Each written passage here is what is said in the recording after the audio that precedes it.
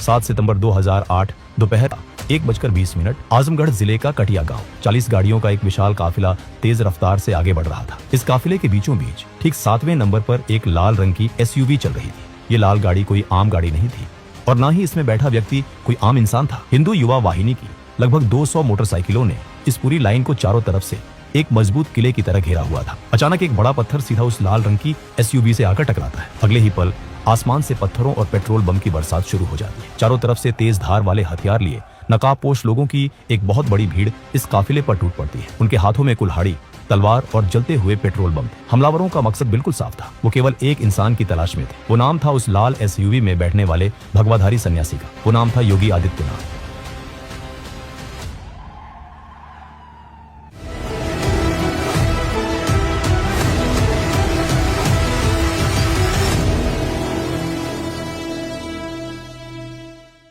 जुलाई 2008 गुजरात का अहमदाबाद शहर अपने रोजमर्रा के कामों में लगा हुआ था। अचानक पूरे शहर में एक के बाद एक सीरियल धमाके होते हैं। निर्दोष लोगों का खून बहता है और पूरा देश इस दर्दनाक घटना से दहल उठता है। इन धमाकों के तुरंत बाद देश की सुरक्षा एजेंसियां एक्टिव हो जाती है। गुजरात पुलिस अपनी पूरी ताकत लगाकर जांच शुरू करती है। जांच के दौरान पुलिस के हाथ एक बहुत बड़ी कामयाबी लगती है। वो उत्तर प्रदेश के आजमगढ़ से एक आदमी को गिरफ्तार करते हैं। इस आदमी का नाम था अबू बशीर। अबू बशीर कोई छोटा मोटा अपराधी नहीं था। वो भारत में पूरी तरह से बैन किए गए एक्सट्रीमिस्ट ऑर्गेनाइजेशन सिमी का एक बहुत ही खतरनाक मेंबर था।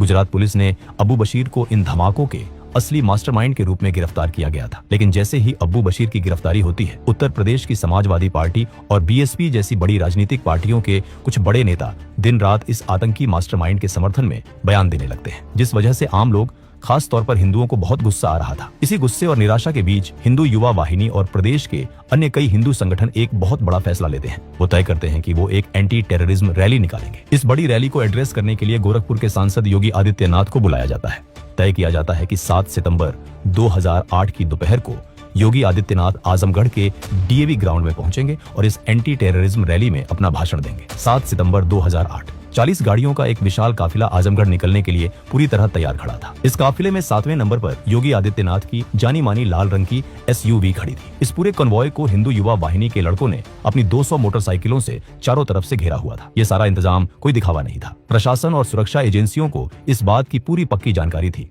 कि इस एंटी टेररिज्म रैली के लिए आजमगढ़ जाते समय योगी आदित्यनाथ के ऊपर बहुत बड़ा और जानलेवा हमला हो सकता है। खतरे की यह संभावना बहुत हाई लेवल पर थी। काफिला पूरे जोश और अनुशासन के साथ गोरखपुर से आजमगढ़ की तरफ बढ़ने लगता है। रास्ते में आजमगढ़ से थोड़ा पहले एक पीडब्ल्यूडी गेस्ट हाउस पर यह काफिला एक छोटा सा ब्रेक लेने के लिए रुकता है। ये रुकना भी सफर का एक आम हिस्सा लग रहा था। कुछ देर रुकने के बाद काफिला फिर से अपनी मंजिल की तरफ आगे बढ़ जाता है और फिर आता है वो कटिया गांव का मोड़।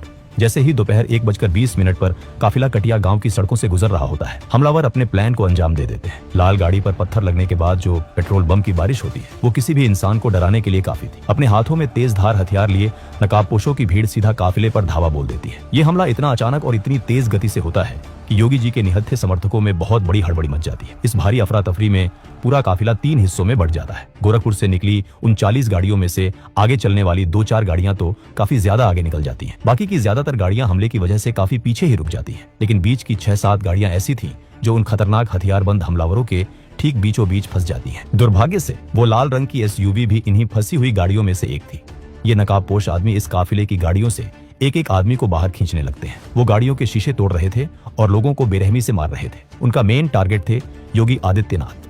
उनका नाम मिलना इस भीड़ के गुस्से को और भी ज्यादा खतरनाक बना देती है। योगी जी के खून की प्यासी ये भीड़ उन्हें ढूंढने के लिए अब पागलों की तरह तड़पने लगती है। वो हर गाड़ी, हर कोने को छान मारते हैं। इतने में किस्मत का एक बहुत बड़ा खेल होता है। पास के ही एक पुलिस स्टेशन से बैकअप फोर्सेस वहां पहुंच जाती है। जब हथियारबंद पुलिस वहां पहुंचती है तो इलाके का माहौल बदलने लगता है। पुलिस को अपनी तरफ आते देख वहां के आसपास के दुकानदार और आम लोग भी जोश में आ जाते हैं। ये वो आम लोग थे जो योगी जी का सम्मान करते थे। वो अपनी जान की परवाह किए बिना योगी जी की जान बचाने के लिए अपने लाठी और डंडों के साथ इन हमलावरों के ऊपर पूरी ताकत से टूट पड़ते हैं। आसपास के आम लोगों को इस तरह से लड़ाई में कूदते देख कटिया के पुलिस अधिकारी अपनी फोर्सेस को सीधा काउंटर अटैक करने का आदेश दे देते हैं। आदेश मिलते ही पुलिस द्वारा उन हमलावरों के ऊपर ओपन फायरिंग कर दी जाती है। पुलिस की इस फायरिंग में एक हथियारबंद हमलावर की मौके पर ही मौत हो जाती है। गोली चलने की आवाज और एक हमलावर को मरते देख भीड़ का मनोबल टूट जाता है। पुलिस की फायरिंग शुरू होते ही ज्यादातर हमलावर अपना बचाव करते हुए उल्टे पैर भाग खड़े होते हैं। कुछ देर बाद पुलिस पूरे इलाके को अपने कंट्रोल में ले लेती है। लेकिन इन सबके बीच एक बहुत बड़ा सवाल अभी भी वहीं का वहीं था। योगी आदित्यनाथ किसी को कहीं दिखाई नहीं देते। लाल गाड़ी पूरी तरह तबाह हो चुकी थी, लेकिन उसमें योगी जी नहीं थे। दरअसल हमले से 1 घंटे पहले योगी आदित्यनाथ का काफिला उस पीडब्ल्यूडी के गेस्ट हाउस पर रुका था। यहाँ कुछ मिनट का ब्रेक लेकर योगी जी ने हल्का आराम किया था। वो वॉशरूम में जाकर थोड़े फ्रेश हुए और फिर जब थोड़ी देर बाद वो यहाँ से आजमगढ़ के लिए निकले तो वो 7वें नंबर पर खड़ी अपनी उस जानी मानी लाल SUV में नहीं बैठे, बल्कि वो चुपचाप काफिले में सबसे आगे पहले नंबर पर चल रही गाड़ी में जाकर बैठ गए। यदि 7 सितंबर 2008 की उस दोपहर पीडब्ल्यूडी गेस्ट हाउस पर योगी जी ने अपनी वो लाल गाड़ी ना बदली होती तो आज वो यूपी के मुख्यमंत्री बनना तो दूर की बात, शायद इस दुनिया में भी ना होते। उनका वो एक फैसला उनकी जिंदगी बचाने का सबसे बड़ा कारण बन गया था। लेकिन अब सवाल ये उठता है कि योगी जी के ऊपर ये इतना बड़ा हमला आखिर करवाया किसने था, और उस दोपहर योगी जी आखिर इतने ज्यादा पक्के तरीके से कैसे जानते थे कि ये हमला उनके ऊपर होगा ही होगा। उन्हें कैसे पता था कि उन्हें अपनी गाड़ी बदलनी है। असल में योगी जी अपने दुश्मनों को बहुत अच्छे से जानते थे। वो भली भांति जानते थे कि मुख्तार अंसारी, आजम खान और अतीक अहमद जैसे कुछ बहुत ही ताकतवर नेता पिछले कई सालों से उन्हें रास्ते से हटाने का प्रयास कर रहे हैं। हिंदुओं के पक्ष में बेखौफ आवाज उठाने के लिए उनको हमेशा के लिए चुप कराने का पूरा प्लान बनाया जा रहा था, और उनकी ये सोच बिना किसी कारण के नहीं थी। आज से लगभग 1.5 साल पहले उनके साथ कुछ ऐसा घटा था जिसने उस समय की यूपी पुलिस और पूरे प्रशासन के ऊपर से उनका विश्वास पूरी तरह उठा दिया था। 26 जनवरी 2007 की रात गोरखपुर शहर में मुहर्रम का जुलूस निकाला जा रहा था। दिन छिपते छिपते ये भारी जुलूस बुक्सीपुर नाम के एक इलाके में पहुंच चुका था। बुक्सीपुर मूल रूप से एक हिंदू बहुल इलाका था। बुक्सीपुर की हिंदू लड़कियों को देख जुलूस में शामिल कुछ लड़के बहुत ज्यादा उत्साहित हो जाते हैं। वो अपनी सारी मर्यादा भूल जाते हैं। वो सड़क किनारे खड़ी एक 24 साल की हिंदू लड़की को जबरदस्ती गोद में उठा लेते हैं और उसके साथ सरेआम छेड़छाड़ करने लगते हैं। अपने ही इलाके में अपनी बहन बेटियों के साथ ऐसा होता देख वहां मौजूद कुछ हिंदू युवक उन्हें रोकने का प्रयास करते हैं। वो आगे बढ़ते हैं और उन लड़कों का विरोध करते हैं, लेकिन देखते ही देखते मुहर्रम की इस हथियारबंद भीड़ द्वारा उन स्थानीय हिंदुओं के ऊपर बहुत ही बेरहमी से हमला कर दिया जाता है। कुछ ही मिनटों में वहां पुलिस आ जाती है, लेकिन दंगे रोकने के लिए हथियारबंद लड़कों को पकड़ने के बजाय पुलिस अपनी बहनों की इज्जत बचाने के लिए लड़ रहे उन निहत्थे हिंदू युवकों को ही गिरफ्तार करना शुरू कर देती है। हिंसा रोकने का दिखावा कर रही पुलिस द्वारा एक 21 साल के हिंदू लड़के को गिरफ्तार करके अपनी जीप में डाल दिया जाता है। इस लड़के ने भी उस हिंदू लड़की को बचाने की कोशिश की थी, लेकिन तलवारों और चाकुओं से लैस वो हथियारबंद लड़के उस हिंदू लड़के को पुलिस की जीप से बाहर खींच लेते हैं। पुलिस वाले वहीं खड़े रहते हैं और उनकी आंखों के सामने उस अकेले लड़के के ऊपर जानवरों की तरह हथियारों से वार होने लगता है। इस युवा हिंदू लड़के का नाम था राजकुमार अग्रहरि। राजकुमार अग्रहरि का शरीर बुरी तरह से कट चुका था। उसके शरीर से बहुत ज्यादा खून बह जाता है। इलाज और मदद न मिलने के कारण 27 जनवरी 2007 की सुबह राजकुमार अग्रहरि हमेशा के लिए इस दुनिया से चले जाते हैं। उस गरीब लड़के को न्याय दिलाने के लिए 27 जनवरी 2007 की शाम योगी आदित्यनाथ गोरखपुर रेलवे स्टेशन के बाहर धरने पर बैठ जाते हैं। पूरे शहर के हिंदू अपने गुस्से को रोक नहीं पाते हैं। इसी के चलते गोरखपुर में अलग अलग स्थानों पर दंगे शुरू हो जाते हैं। इन दंगों में कुल 10 लोगों को अपनी जान गंवानी पड़ती है। पूरा शहर एक युद्ध के मैदान में बदल जाता है। अब यूपी सरकार की असल नीयत सामने आती है। सरकार द्वारा इन पूरे दंगों का सारा ठीकरा धार्मिक यात्रा की आड़ में लड़की छेड़ने वाले उन गुंडों के ऊपर नहीं फोड़ा जाता, बल्कि सारा दोष योगी आदित्यनाथ के सर फोड़ दिया जाता है। अगले ही दिन की सुबह पुलिस भारी फोर्स के साथ आती है और योगी आदित्यनाथ को गिरफ्तार कर लेती है। उन्हें पूरे 11 दिनों के लिए जेल में डाल दिया जाता है। एक ऐसा नेता जो अपनी जनता के लिए न्याय मांग रहा था, उसे ही अपराधी बना दिया जाता है। अब यहाँ पर स्थिति को समझिए। एक तरफ तो थे एक अकेले हिंदू सांसद जिनके ऊपर भड़काऊ भाषण का झूठा आरोप लगा और उन्हें सीधे जेल में डाल दिया गया, और दूसरी तरफ थे आजम खान और मुख्तार अंसारी जैसे लोग। एक रामपुर से सांसद और समाजवादी पार्टी का बहुत बड़ा नेता और दूसरा बीएसपी का विधायक और एक कुख्यात गैंगस्टर। धर्म एक होने के अलावा इन दोनों में एक बात और समान, ये दोनों ही ना जाने कितनी ही बार खुले मंच पर खड़े होकर हिंदुओं के खिलाफ बहुत भयानक जहर उगल चुके थे, लेकिन इन दोनों में से किसी को भी भड़काऊ भाषण के आरोप में पुलिस ने कभी भी गिरफ्तार नहीं किया। योगी जी ने संसद में भावुक होकर कहा था, मैंने अपने जीवन से संन्यास लिया है अपने समाज के लिए। मैंने अपने परिवार को छोड़ा है, मैंने अपने माँ बाप को छोड़ा है, लेकिन आज मुझे अपराधी बनाया जा रहा है। ये सब केवल राजनीतिक साजिश है, केवल इसलिए क्योंकि मैंने वहां पर भ्रष्टाचार के मामले सामने रखे थे, क्योंकि मैंने भारत और नेपाल की सीमा पर ISI और देश विरोधी गतिविधियों के खिलाफ आवाज उठाई थी। वही दोस्तों, अगर आप भी मेरे जैसे 2D एनिमेशन वीडियो बनाना सीखना चाहते हो, वो भी AI की मदद से, तो मैंने आपके लिए एक कंप्लीट कोर्स बनाया है। अभी इस कोर्स पर 50% का लिमिटेड ऑफर चल रहा है, तो देर मत कीजिए। डिस्क्रिप्शन में दिए गए लिंक पर क्लिक करें और आज ही ज्वाइन करें। राजकुमार की मौत के बाद उसके पिता राजेंद्र प्रसाद अग्रहरि द्वारा स्थानीय पुलिस स्टेशन में एक FIR लिखा दी जाती है। बहुत दबाव के बाद यूपी पुलिस द्वारा केवल 2 लोगों को गिरफ्तार किया जाता है। गोरखपुर का ही रहने वाला एक मोहम्मद शमीम और उसका बाप शफीकुल्लाह। कुछ समय बाद यूपी में सत्ता बदलती है और BSP की सरकार आ जाती है। अब लखनऊ की कुर्सी पर मायावती विराजमान थी और ऐसे माहौल में 16 अगस्त 2007 के दिन निचली अदालत द्वारा मोहम्मद शमीम को बहुत आसानी से बेल दे दी जाती है। बीच चौराहे पर हजारों गवाहों और खुद पुलिस वालों के सामने एक निहत्थे हिंदू लड़के की निर्मम हत्या करने के बाद भी शमीम को बेल मिल जाती है और बेल मिलने के बाद वो सबसे पहला काम क्या करता है, वो अपना सारा बोरिया बिस्तर समेटता है और गोरखपुर से गायब हो जाता है। शमीम के गायब होने के बाद अदालत उसके खिलाफ एक के बाद एक नॉन बेलेबल वारंट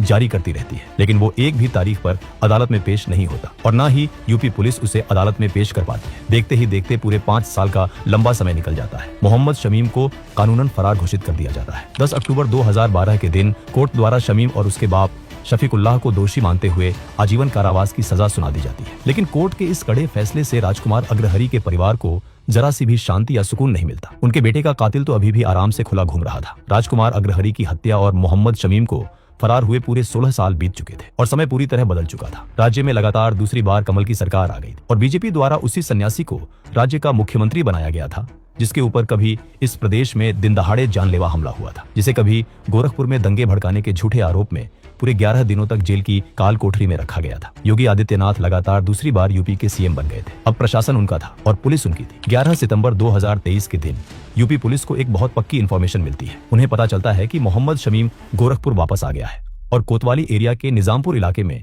कहीं छिपा हुआ है। इस एरिया के पुलिस अधिकारी सीओ नौराग सिंह और उनकी टीम द्वारा तुरंत एक्शन लिया जाता है। वो निजामपुर के उस घर पर सीधा रेड मार देते हैं जहां मोहम्मद शमीम बहुत आराम से सो रहा था और इस तरह पूरे लंबे सालों तक पुलिस को चकमा देने के बाद आखिरकार राजकुमार के उस निर्दयी कातिल को सलाखों के पीछे पहुंचा ही दिया जाता है। अपनी जगह में एक हिंदू लड़के के मारे जाने पर जब योगी जी विरोध प्रदर्शन करते हैं तो राज्य सरकार द्वारा उन्हें जेल में डाल दिया जाता है और दूसरी तरफ आजम खान और मुख्तार अंसारी जैसे लोग थे। इन्हें गिरफ्तार करना तो दूर की बात, इन दोनों में से एक को तो महाकुंभ के आयोजन की कमेटी का हेड तक बना दिया जाता है। इन सब घटनाओं ने योगी आदित्यनाथ को अंदर तक बदल दिया था। वो समझ गए थे कि अपनी सुरक्षा को पक्का करने के लिए वो इस बिके हुए प्रशासन के भरोसे कभी नहीं बैठ सकते। ये काम तो अब उन्हें खुद अपने आप ही करना होगा और इस काम को यानी कि खुफिया जानकारी निकालने के लिए हिंदू युवा वाहिनी के सबसे भरोसेमंद और तेज लड़कों को भी विरोधी खेमे में जासूसी करने के लिए चुना जाता है। इन लड़कों को निगरानी रखने, जानकारी निकालने और खुफिया तरीके से काम करने की बहुत ही कड़ी ट्रेनिंग दी जाती है। इस ट्रेनिंग के बाद इन्हें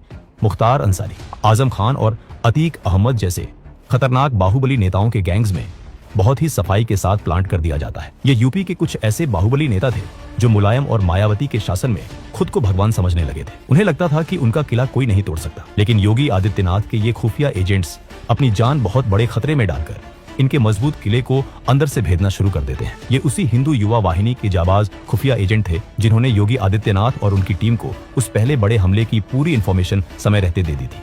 ये वो पक्की इन्फॉर्मेशन थी जिसके अनुसार 7 सितंबर 2008 के दिन आजमगढ़ जाते समय मुख्तार अंसारी के लोग योगी जी को जान से मारने का पूरा प्रयास करने वाले थे और ये जानकारी कोई छोटी मोटी नहीं थी। इन जासूसों ने बताया था कि ये हमला कितने बजे होगा और बिल्कुल किस जगह पर होने वाला है, लेकिन योगी जी ये बात भी जानते थे कि इस समय प्रदेश में उनके विरोधियों की सरकार है। यदि ये खुफिया जानकारी उन्होंने प्रशासन को दे दी तो ये बात वहां से तुरंत लीक होकर वापस मुख्तार अंसारी तक पहुंच जाएगी।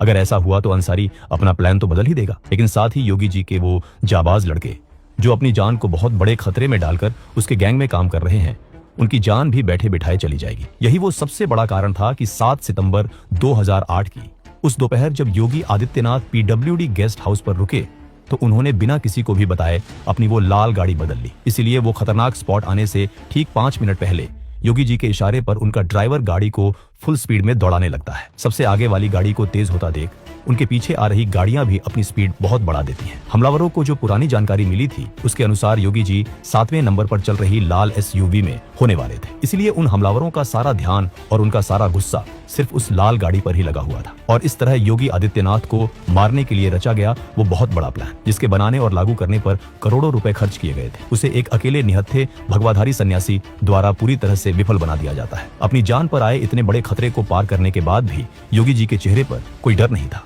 7 सितंबर 2008 को योगी आदित्यनाथ अपने तय किए गए टाइम पर आजमगढ़ पहुंचते हैं। वहां डीएवी ग्राउंड में एक बहुत बड़ी भीड़ उनका इंतजार कर रही थी। योगी जी पूरे जोश के साथ मंच पर खड़े होते हैं। वो वहां से देश और धर्म के दुश्मनों को ललकारते हैं। वो सिमी जैसे आतंकियों का समर्थन करने वाले भ्रष्ट राजनेताओं की पूरी निडरता के साथ पोल खोलते हैं। दोस्तों, अगर वीडियो पसंद आया तो इसे एक लाइक जरूर करें, शेयर करें और चैनल को सब्सक्राइब करें ताकि हम ऐसी वीडियोस आप तक लाते रहें। तब तक के लिए जय हिंद, जय भारत।